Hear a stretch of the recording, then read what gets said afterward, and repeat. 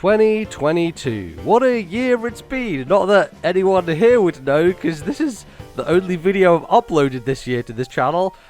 Probably the worst year in the channel's history, just by that fact alone. But yeah, I have done some stuff. I have played some video games. I worked on some video games that came out this year that are now showing up in other people's top 10 lists. So hey, that's a cool full circle moment. I was making these top 10 lists and now I'm working on games that other people are saying are cool. So that's a fun time. I've been talking about games a lot on my podcast, which if you don't know about that, you can go check it out. I'll leave a link in the description. But hey, here I am to talk to you about the most important thing, which are the best games of the year that came out this year. So let's bloody well do it!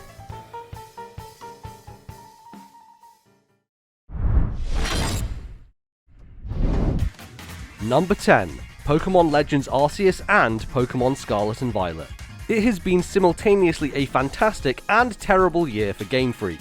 On the one hand, they released two of the most innovative and interesting Pokemon games in the last decade, while on the other hand, technical woes and aging hardware have plagued almost all conversation surrounding them. Whatever side you fall on though, you can't deny that these games have been incredibly fun. I was blown away by the freedom and charm of Legends Arceus and the ability to dynamically throw Pokeballs while being threatened by the danger of Pokemon attacking my character. Scarlet and Violet appeal to that sense of adventure, that idea that this is a world to explore with rare Pokemon and hidden secrets around every corner. Though this series still has a long way to go, it's been years since a Pokemon game has given me feelings adjacent to when I first started playing Pokemon Blue in the late 90s, and the fact that both these managed to achieve that within the same calendar year is something to be applauded.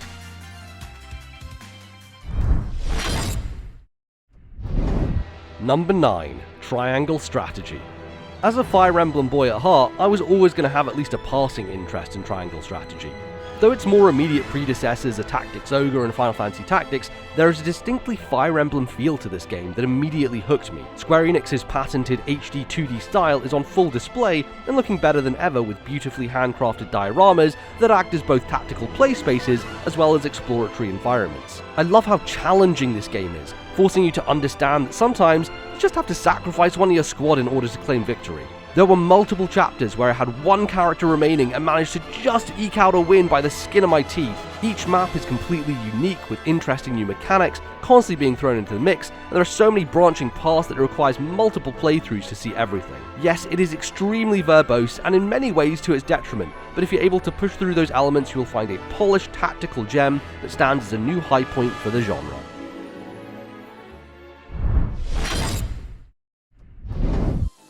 Number 8. Olly World. At the end of the day, the biggest compliment I can give any game is that it feels good to play. Smooth, flowing movement is peak video games for me, and no series is more emblematic of that feeling than Olly.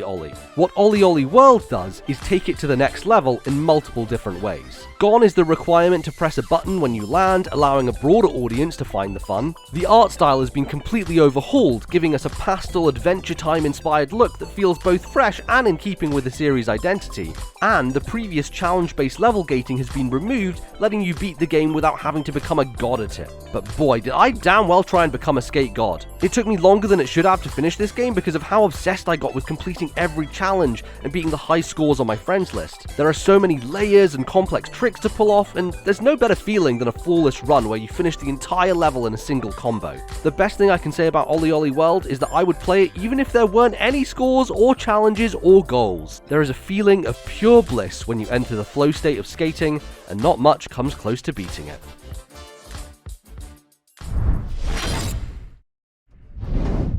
Number 7. God of War Ragnarok.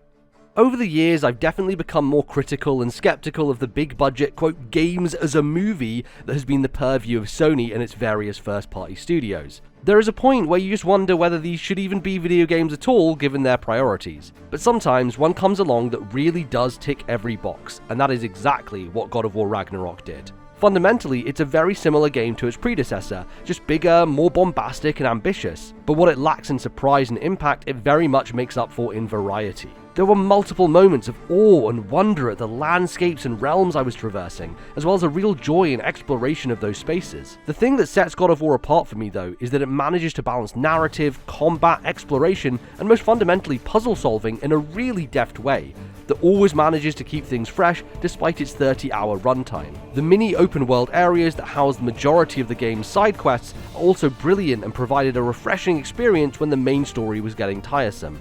I don't know how many more of these games I can play, but when the quality level is this high, it's almost impossible not to be impressed by the sheer scale of it all.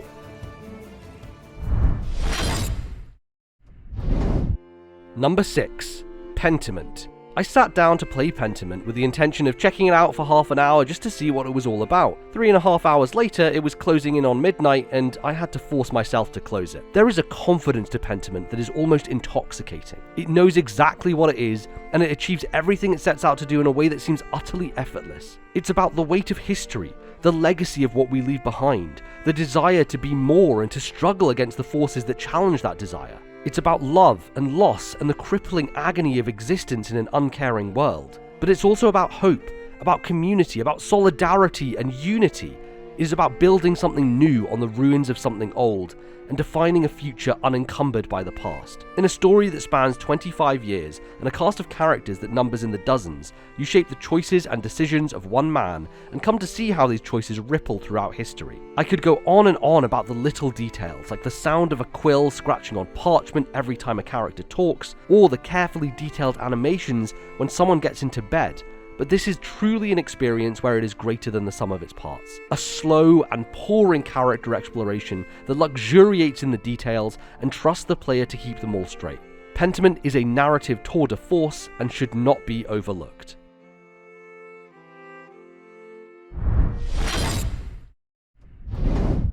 Number 5. Cuphead: The Delicious Last Course. Cuphead fucking rules. Look, that's really all I needed to say about it, and it would justify it being on this list, but I guess in the interest of telling you why, I'll elaborate. Fine. It is no wonder that it took Studio MDHR 4 years to finish this DLC, because it is polished within an inch of its life. Every minute animation detail and carefully crafted phase transition are marvels to behold. The combat is as tight and responsive as the main game, with new weapons and a new character to master if you so desire. Despite there being only a handful of new bosses, each one feels perfectly balanced in terms of difficulty, and all of them so incredibly memorable. This DLC also adds a new type of level that replaces the traditional side-scrolling affairs with parry challenges that are still platforming focused but feel far more in keeping with the spirit of the boss fights. I came to the Delicious Last Course expecting a modest meal, and what it provided was an elaborate feast that simultaneously stuffed me full and had me craving for more. Number 4. Citizen Sleeper. What if you woke up in the body of a machine? What if that person was simultaneously you but also wasn't? Who truly would you be? These are some of the questions posed by Citizen Sleeper, a sci-fi narrative game with dice that melds gorgeous and poignant writing with a sublimely ethereal soundtrack to create one of the most contemplative and moving experiences I've had all year. As the titular sleeper, you spend your time living on a space station that has seen better days. You meet members of the community, people just trying to live their lives and survive in a world that has truly seen the end result of our current mode of capitalism. Every day you wake up, you are presented with a set of dice which you use to do various things. Work to earn money, explore abandoned spaces, buy food, find medicine, and generally just get through the day. The thing is, these dice are random, and what numbers you get every day is based on pure chance. Just like in real life, some days you wake up and you know it's just not going to be a good day. But over time and through your decisions, you slowly make this place a home, make friends worth protecting, and form bonds through community. You find hope among the ruins. And in the end, isn't that what we are all really striving for?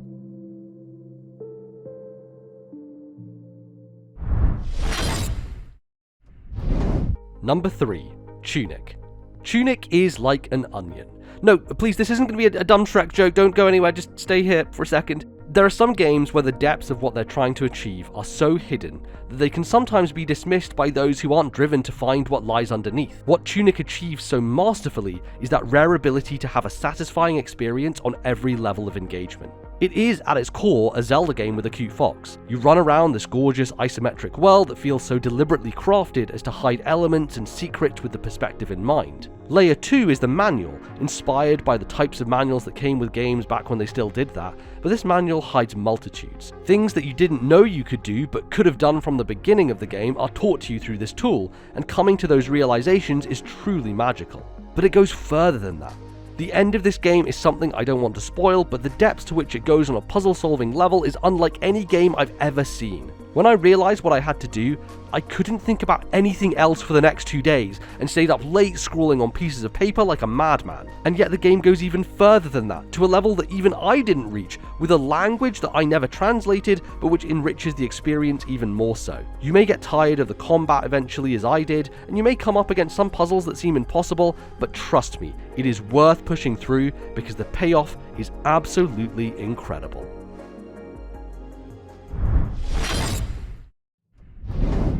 Number 2.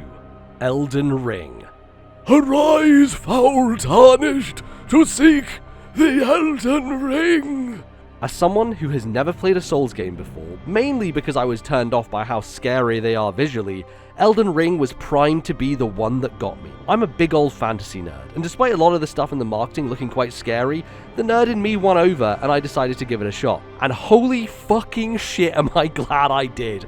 Elden Ring is one of those games that I found hard to pick up because of the aforementioned scare factor, but once I started playing, it was nigh impossible to put down. It took 5 years, but we're finally seeing the influence of Breath of the Wild on open world design. The sheer size and scope of this world beggars belief. Limgrave alone is one of the most densely packed, richly crafted game spaces I have ever seen, with hidden caves, abandoned castles, broken ruins, and innocuous buildings that once discovered take you to places you couldn't even have imagined. But that surprise just keeps going, and it's paired with a combat system and an arsenal of weapons and spells so wide and varied that you can really approach the game in any way you wish. The ability to sidestep a boss or to tackle the world in any way you want is so freeing and refreshing, and really makes me wonder why I even bother playing traditional open world games anymore, because they frankly feel like they're doing the genre incorrectly. So much has been said about this game, but it is that feeling of absolute surprise, shock, and awe that doesn't abate for over 100 hours that makes this one of the most staggering achievements in games, and a worthy winner of so many awards.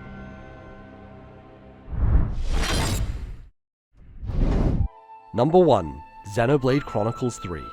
If you know me, you knew this was coming. Xenoblade is a series that is extremely close to my heart. I adore the original game, and it stands up there as my favourite RPG of all time. I didn't think it would ever be topped, especially given that the direct sequel really let me down in a few key departments. But I should have trusted Monolith Soft, because Xenoblade Chronicles 3 is the sequel I always dreamed of. The stars of the show here are the characters.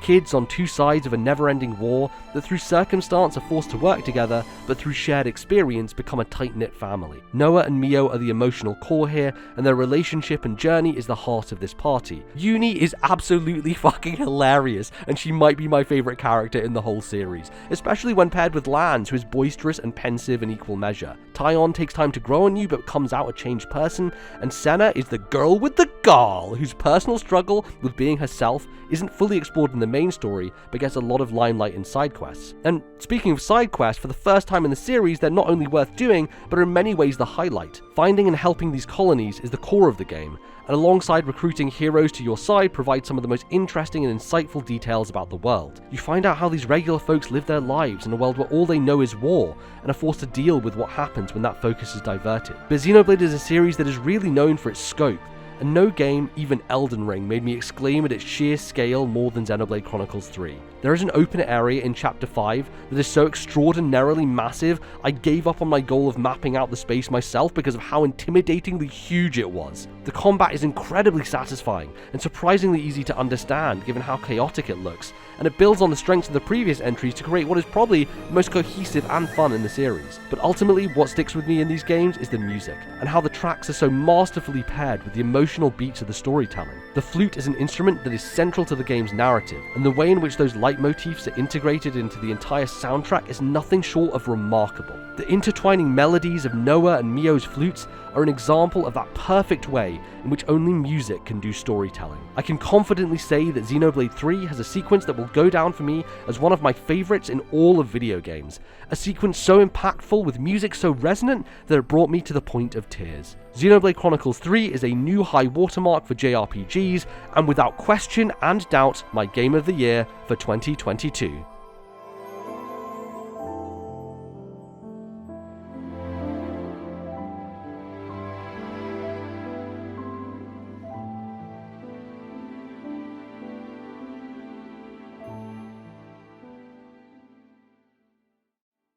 And there you have it. That is my top 10 games for the year 2022 as decided by me officially and only. So I hope you enjoyed. I hope you found some fun stuff in there.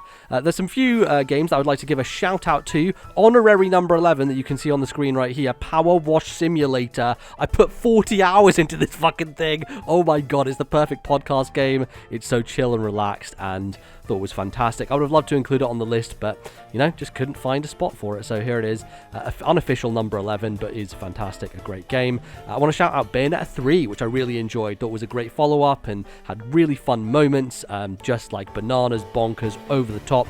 Really, really good stuff. I loved Immortality, hell of a weird indie game that came out this year, very FMV focused, narratively super interesting. You got other narrative games like Norco, which I thought was super cool as well. Another one that I've been putting a lot of time into with podcasts over the holiday is Vampire Survivors. My goodness, the game is fucking crack. It is just dopamine, it's pure, just fired into your brain, the neurons are popping off. Absolutely love Vampire Survivors. I enjoyed Kirby a lot. Kirby was cool. Maybe kind of fell off in the back half, but still enjoyed it a huge amount. Metal Hellsinger fucking rocks. Oh my god, you gotta play Metal Hellsinger. That game is like music and metal and first-person shooters brought into this beautiful concoction that I really enjoyed. Last few, I played Escape Academy with Bally. That game's a fucking awesome co-op game. Escape rooms, that thing rules. Overwatch 2, I put more hours in than I probably should have, but it's more Overwatch. Kiriko is fucking fantastic. Love playing as Kiriko. Splatoon 3, excellent, good fun, great follow-up, great single player. And AI, the Somnium Files Nirvana Initiative. Oh, a series I got into this year and absolutely fell in love with. Great follow-up, great sequel, hell of a thing. So there you go. Those are the games that I played this year that I thought were amazing and I enjoyed and were fantastic. I'm sure I probably missed a bunch as well. I played a lot of games this year, as per usual. And yeah, hey, thanks for watching this. Thanks for sticking here, even though I didn't upload anything this year except for this. Maybe next year will be better. I'm going to caveat it as always, but who knows? Maybe I will. We'll see. I look forward to chatting to you whenever I chat to you next. Until then, thanks for listening and watching, and I'll see you next time. Bye-bye, folks.